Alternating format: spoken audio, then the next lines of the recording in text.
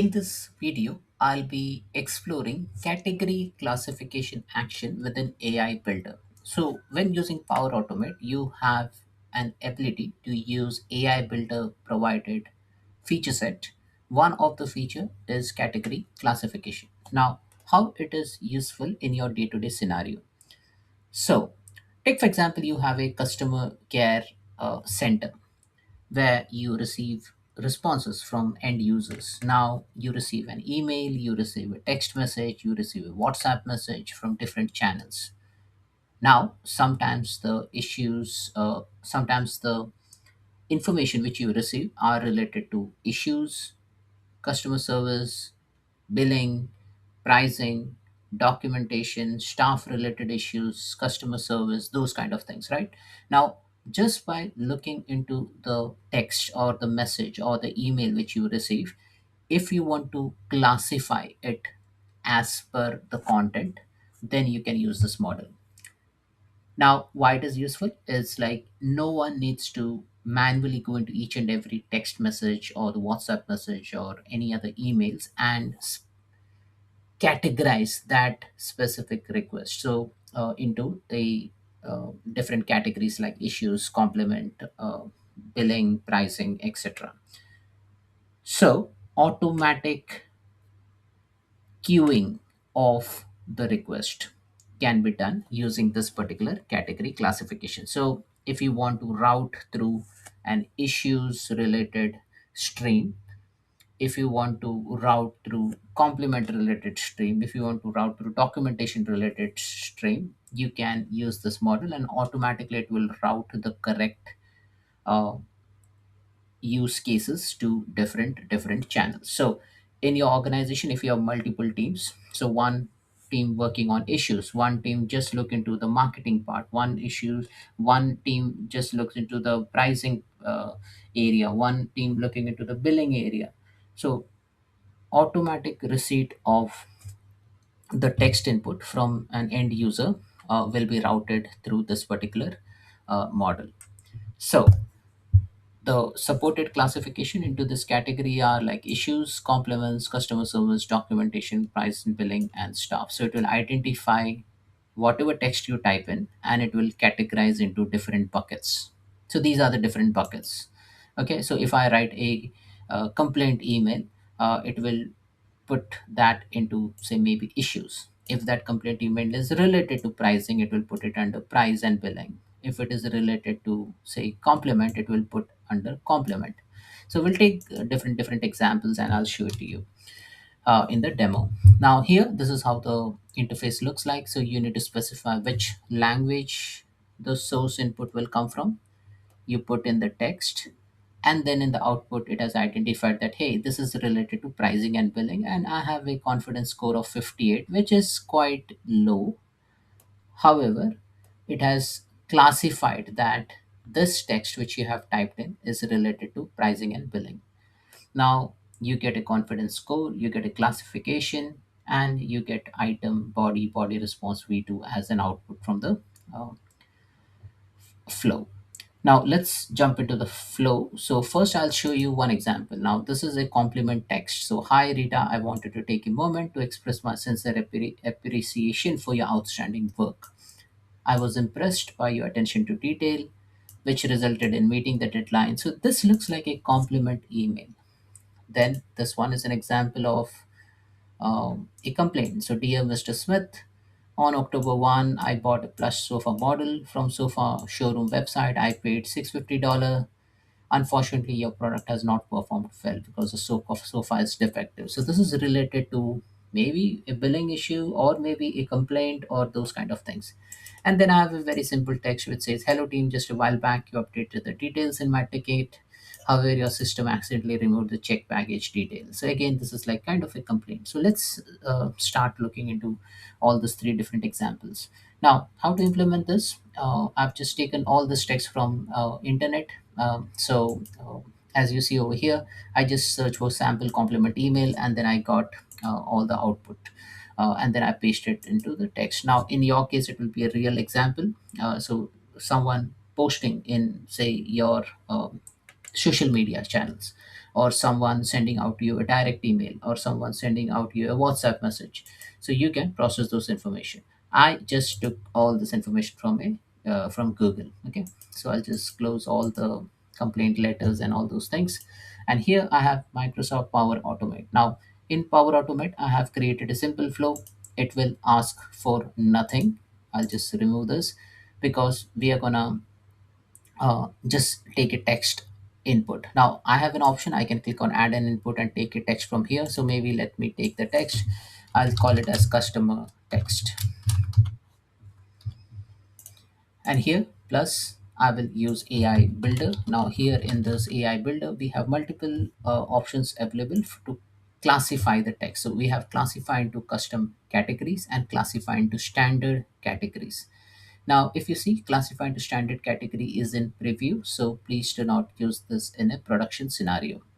What it does, classify into standard category, is understands your data more deeply with category classification AI.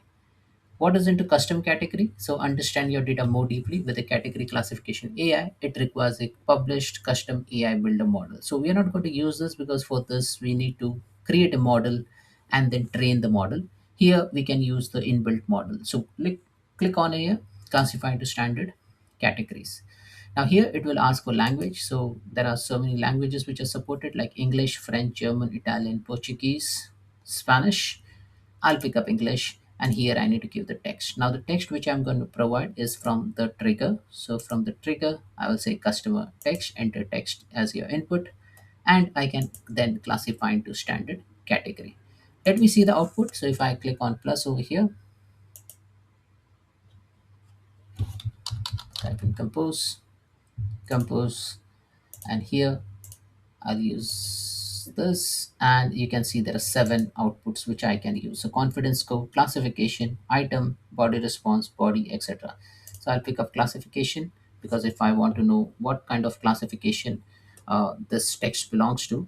Now, as you see, it is not just one output, it has put a for each. Now you will understand why it has put for each. I just wanted to show you this example that it won't give you one summary of the document because there are two things involved in it. One is just one liner text, and other would be like maybe the whole context of the text, because the sentence can be just one line, or it can be paragraph, or it can be multiple paragraph.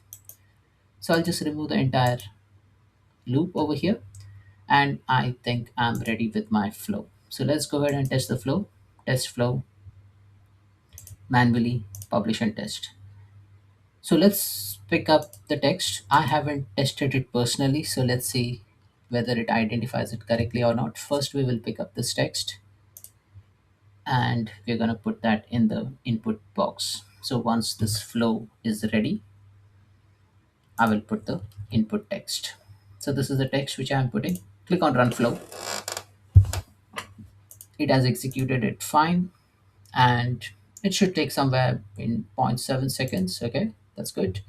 Click on show raw output, copy the output. Now this one we can directly review from here because this is just like a simple output. But however, I'll show you how to inspect in JSON grid desktop. So I'll just put the output over here, click on body, response v2, prediction output, and it has to taken 20 AI builder credit. And as you see over here, this text hasn't given me any specific result. It has just given me response status, operation status as success. Okay, let's go and do a take two. So I didn't get any specific result from that text. As it is in a preview model, like it may or may not give you a result. So you need to be wary of that. Let me go ahead and again test the flow with some bigger text content. Come over here. I will use this complaint letter. So I'll just copy this complaint letter, and this time I'm going to put customer text over here. So it has got quite a bit of content. Click on run flow, let it process, and it has run in 1 second. Click on show raw output. Now if I just copy this text, put it in JSON grid desktop, and now if I paste it, it has given me the body response v2 prediction output, and now it has identified the result. That's why I can see results 1. Earlier there was no result in the first instance, so it got the result and it has identified that it is of type customer service. It is not that confident, 0.58, but still it has identified this is something related to customer service. Now let's read into the text what we have typed in. This was related to buying a sofa model, and the sofa was not performing well because the sofa is defective because one of the legs broke off. So that's about customer service. Now let's go ahead and put a complement text. So this is a complement text, and this is like kind of a medium thing. It is not like a smaller one which I picked from here, and or a bigger text, but it is like kind of like a bit in between. And we will just run this again. So I click on edit, test, test the flow manually, test, put customer text and run the flow. Okay. It took zero point 0.7 seconds, show raw output, and then as you see over here, it has identified the output as of type complement, and it is quite sure this is 78%. And it has taken 20 AI builder credits to get into that classification output. Now we have seen three different examples, right? I'll just copy this over here. So in the first example, we have just put some complaint, and that complaint was processed, but we didn't get any result out of it because the text was a bit smaller, right? Like it was like 2 or 3 liner text. We put a bigger text with the context, it has given us a result as a customer service. And then we put a medium text with a complement value, and then it has given us a prediction output of the result as it is a complement. So in a nutshell, like this is the preview action. So use it sparingly, don't use it in the production environment. If you have a category classification listed within the PowerPoint slide deck, which I just showed you, so it classifies into either issues, complaint, complement, customer service, documentation, price and billing, and staff, use this model. Also, this is mainly used in a customer service or customer care or a contact center scenario. So it does not have a much wider use case, but if you are into the customer service management and operational activities, then use this model. So that's it, folks. This is all about category classification within AI Builder. Thanks for watching.